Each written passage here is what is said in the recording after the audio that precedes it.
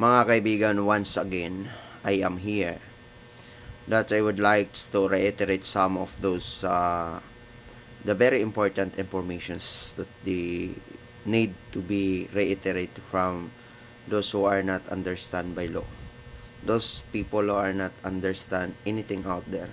Especially for those who are Filipino people. That here in the country, mga kaibigan, it is very basic, it is very important to us to understand the procedure, the chronological order of the law, the procedure of the transparency of the due process of law, especially mga kaibigan. And also, those people, they are not understand by the law itself. We need to understand first how the law being served and how the law important for us. The law is the most very important before the creations.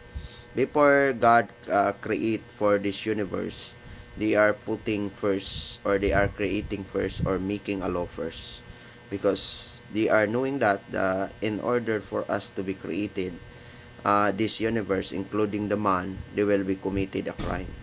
So there is a specific violations. There is a very specific put it in the Bible. And also mga kaibigan, as the law of the man, as the law of the land, there is also is very specific in nature in providing a definitions, providing an elements of the crime. So how would be the crime called, like for example, robbery, theft, murder, infanticide, parricide, and many out there. There is a lot of case that we need to understand. The first thing to do, those people who are asking this, mga kaibigan, the first is you need to look what was the crime being committed, or being to understand the gravity of an offense. The first time, or the first going to be looked at is the elements of the crime, and what was done by the target, what was done by the violators.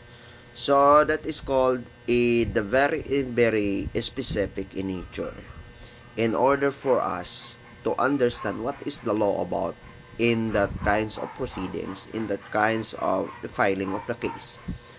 Because there is a lot of the lawyers who are looking out the weakness of the certain cases that they are filing on, they are filing for, and the prosecution going to the court.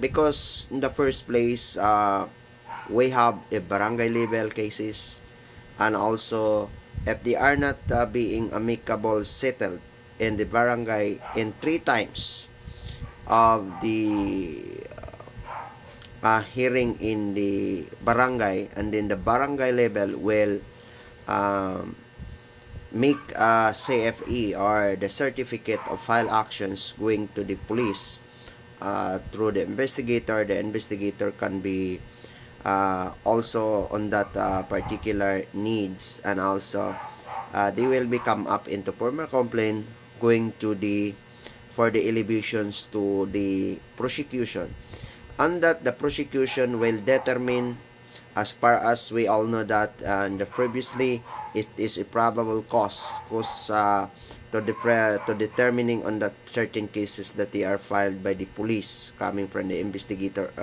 directly, mga kaibigan. So that's why it is the individuals to understand about this. We have an elevations of the crime, we have an elevations of the commissions, or we have the elevations of the filing of the cases. So that's why if the case will be determined as the newly of right now, it's there is a higher level of determining the cases that would be filed and the prosecutions going to the court, mga kaibigan. It is called a prima facie evidence with the certainty of convictions. Before, they are going to be determined by the probable cause. But now, under of the DC-15 and DC-20, there is a called a prima facie of evidence, and also to certainty of convictions. And then after the under of the CBO, or the case build up in the prosecution and the fiscals, and then the fiscal will allow it going to the court. So the court will putting into uh, court exhibit it done to be court hearing like that.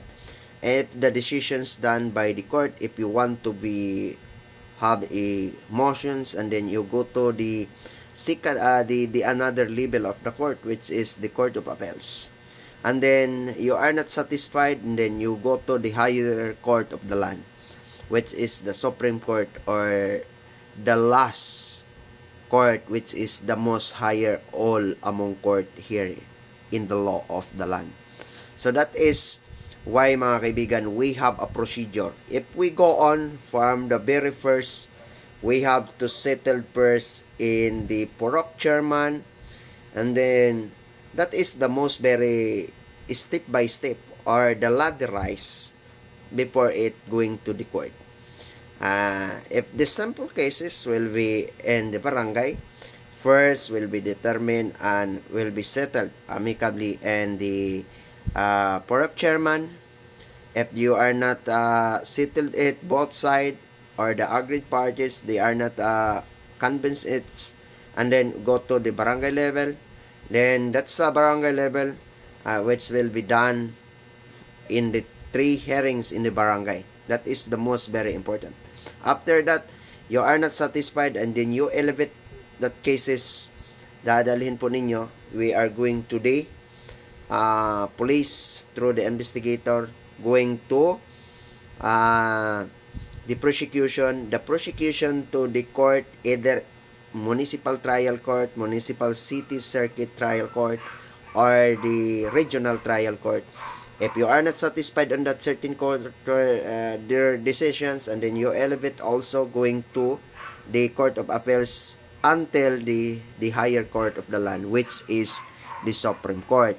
So that's why that is all understanding about the law. So it is called first is to understand what is the most very specific on the target. It is a very specific and predetermined, or it is a indiscriminate or not predetermined in that certain cases.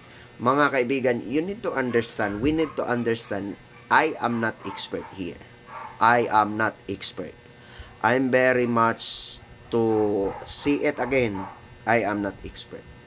So that's why, as the lawyer, as the investigator, as the expert, if you want to be have, or you need a concrete idea regarding about law, regarding about the procedure, because I am not expert here. I am only answering based on the box, based on the expert says, and also it's done for how many research done first before I'm going to look and to see it you in the front of the camera right now, mga kaibigan. Thank you so much to all of you, especially those people who are asking types of these questions, mga kaibigan. That is the most very crucial in nature, or that is most very important to understand. But all of that, we will have a strong in character to understand about the law. If you are going to read the box of law, and then you understand by literally and meaning, that you cannot understand, you cannot comprehend, we must to understand by the spirit of understanding about the law. That is the divine in nature, that is divine in creations, that is the human in nature of understanding about the law. And then do not abuse by those people for the ignorance of the law. Teach them in order to learn about law.